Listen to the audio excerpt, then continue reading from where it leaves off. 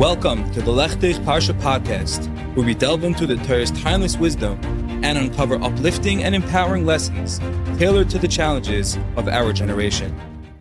A good Erev Shabbos, Parshas Pinchas. Hope you're doing well. Hope you had a wonderful week. This week's shir is sponsored by Yax and Ariella Kushner of Rockaway, New York. This Chus for Shlema of Avram Tzvi ben Etel Fredel. And it's Chus for Shlema Sar Merel Bas Machla. Rivka may they have for Shlema, as well as the Ilui Nishmas Ben Sion Ben Zalman Mordechai. May his neshama have an aliyah. Additionally, this week is sponsored by our Parnas HaChodesh, Bluestone Brokerage. Thank you very much for your sponsorship. For future dedications for this year, please reach out. Rabbi Ephraim Waxman tells a recent story that happened to him on a plane. He was sitting next to a big celebrity, a rapper, and a few minutes into the flight, Rabbi Ephraim realizes that this person, he didn't know who he was, but he realized that he was a real celebrity.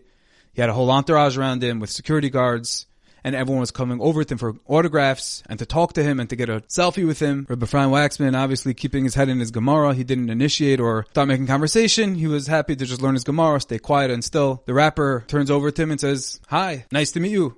Rabbi Ephraim Waxman says, "Nice to meet you as well. My name is Ephraim Waxman from Muncie, New York." The rapper was puzzled. Like, do you not know my face? Do you not know who I am? Okay. The rapper says, "My name is so-and-so." Rabbi Ephraim says, "A pleasure to meet you." And voluntarily, the rapper starts going on about how wealthy he is, about how rich he is, about the private equity and money he has locked up all around the world in real estate. And he even started to complain. He said recently there was an article written up about him, about his wealth, about the hundreds of millions of dollars that he's worth. And then he complained and he said, "That's not really even a fraction of what I'm really worth. They didn't even realize how much I have in Switzerland and all the different exotic countries." And he was complaining that they really missed the boat. They didn't even reveal a fraction of what he's really worth. And Rabbi Ephraim Waxman sitting there, "Okay, I'm sorry to hear. I feel you." Then the rapper takes out a picture of himself and writes on the picture, "To my dear friend, Ephraim, with all of my love." And he says, "Here, Rabbi, take this picture with my autograph. I beg you to take it. I really want you to have it. Let's remember this encounterance. Please. It would be my greatest honor." And that was the end of the interaction. Rabbi Ephraim Waxman said, how pitiful and pathetic this is. Here you have a man that has everything in the world, all of the riches, all the money, all the access, all the gashmias, everything he needs. Yet he's an eved. He's a true eved. He's in shackles to himself, to his own honor and pride.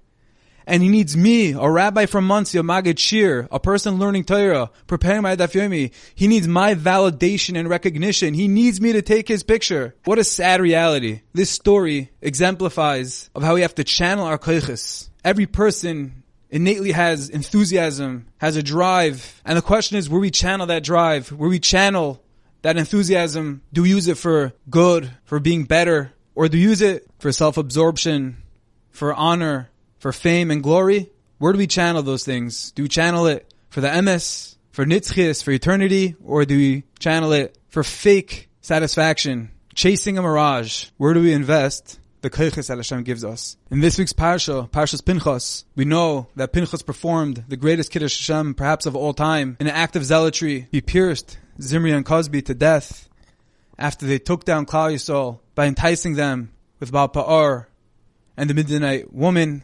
And through Pinchas's Maisa of Kenos, he put an end to the plague that killed 24,000. The pasuk tells us, Pinchas ben Elazar ben Aaron HaKohen, Heishiv es Chamasi. He turned back my wrath from upon Klal Yisrael. Bikanoi es Kinosi b'seicham. When he zealously avenged my vengeance among them. V'lo chilisi es b'nei Yisrael b'kinosi. And I, Hashem, did not consume the children of Israel in my vengeance.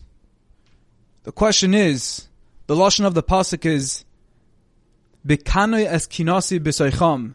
It seems like Pinchas used this midah of kanos b'soicham from within them, from Zimri and Cosby. What did he use from Zimri and Cosby? What did he use from Zimri? What did Zimri have? Which midah, which characteristic did he display that the pasuk says that he was Bekanoi es kinasi b'soicham, that from amongst them he utilized a certain trait, a certain midah, a certain drive to perform this mighty act? What was that midah? What was that characteristic? The Chassam Sofer tells us, the pshat is that every midah, everything in life, gashmius, ruchnius, all of our senses, our body, We can use them l'toiv, we can use them l'ra, for the good or for the bad.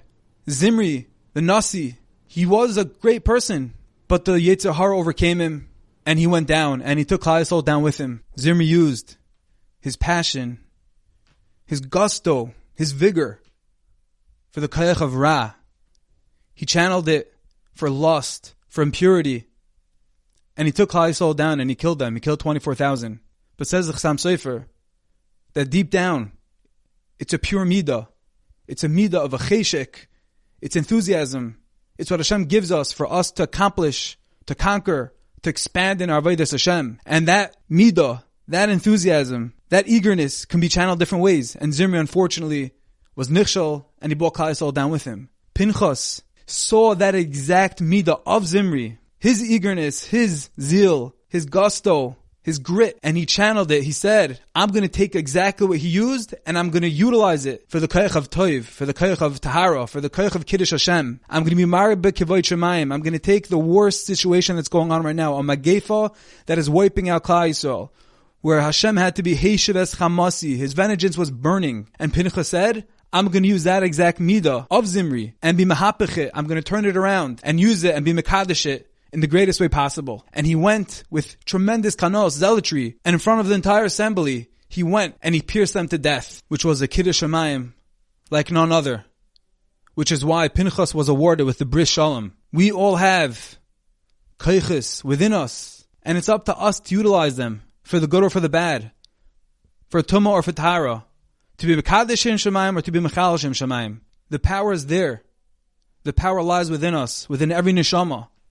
The question is how we utilize it. How do we employ the natural, innate koiches of enthusiasm, of passion, of cheshek that Hashem gave us? Every day we encounter choices. Choices for the good, choices for the bad. We have opportunities to nurture and nourish our taiva for ruchnius or for our gashmius. The ball's in our court. The choice is in our hand. The potential lies within the neshama of each and every one of us. And it's our choice. It's our bechira to utilize it and channel it for the good, for the emes, for our nitzchias, for our eternity, for our olam haba. There are opportunities where we can be like the rapper on the plane, where we can be chasing the mirage, we can be like Zimri, fulfilling our lustful desires. And then the opportunities and the times where we can choose, overpower and overcome, and fight the battle of emes, fight for the battle of ruchnius, for purity, be a kanoi for ourselves, for others, and to be mekadesh shem shamayim, to be zoiche through the kiddush shem shamayim, to the Beis HaMikdash, the rebuilding of the Bayis Shlishi, b'meher v'yomeinu. May we see it very, very soon. I thank you all for listening. I hope you enjoyed, and I wish each and every one of you a wonderful Shabbos. I thank each and every one of you for listening. I hope you enjoyed, and I wish you a wonderful Shabbos.